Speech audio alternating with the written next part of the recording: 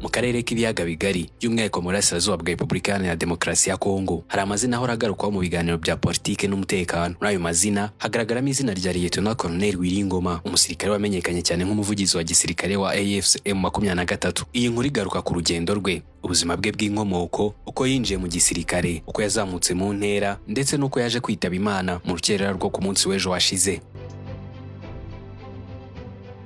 Wiringoma yavutse mu mwaka w'1974, avukira mu muryango w'abana 7, akaba yari umwana wa gatatu. Se yari umukozi wa leta bisanzwe, naho nyina akaba umugore wo kwita ku rugo nk'ahambere byari bisanzwe.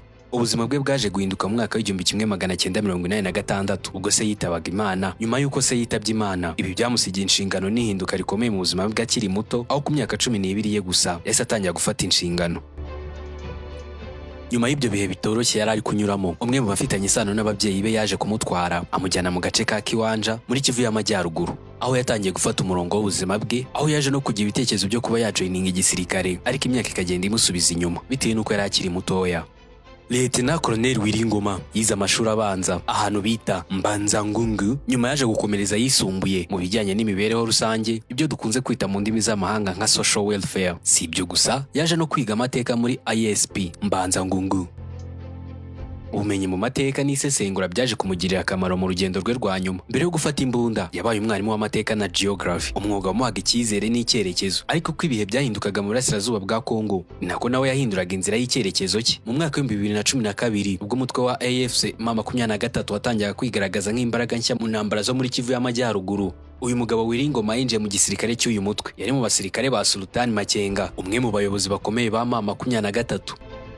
Kubera imyitwarire ye, ubumenyi n'ubushobozi bwo gusesengura ibihe n'amateka, yagiye azamurwa mu ntera buhoro buhoro kugeza mu ntangiriro z'umwaka wa 2024 ubwo agirwaga Lieutenant Colonel ndetse anagirwa umuvugizi wa gisirikare wa M23. Uyu mwanya watumye abijwi rikomeye ry'uyu mutwe mu itangazamakuru, atanga ubutumwa bujyanywe n'imirwano, politiki n'icyerekezo cy'uyu mutwe wa M23.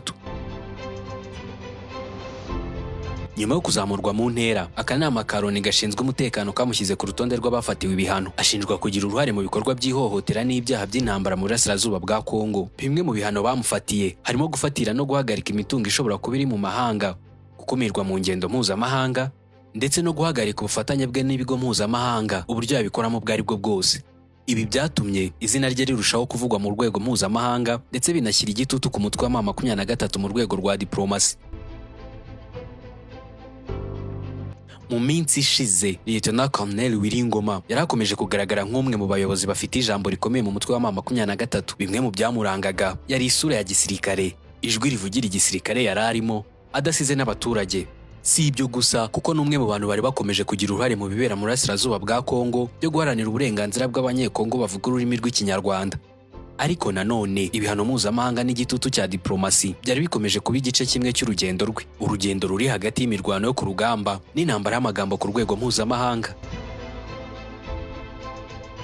Ku munsi w'ejo washize mu rukerera ahagana ku isaa 9 z'ijoro, uyu mugabo Lieutenant Colonel Wiringoma yishwe. Yapfuye azize igitero cy'indege zitagira abapilote, aho iyo ndege yamumanuriyeho ibisasu, aho yari aryamyeho n'abandi basirikare bakomeye b'uyu mutwe wa AFC M23.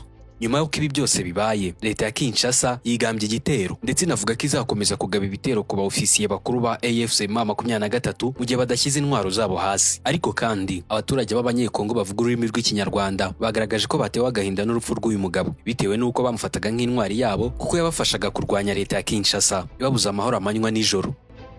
Intero ni imwe mu baturage b'abanyekongo bavuga ururimi rw'Ikinyarwanda bavuga ngo Lieutenant Colonel Wiringoma, tuzahora tukwibuka, uri intwari yacu, ruhukira mu mahoro.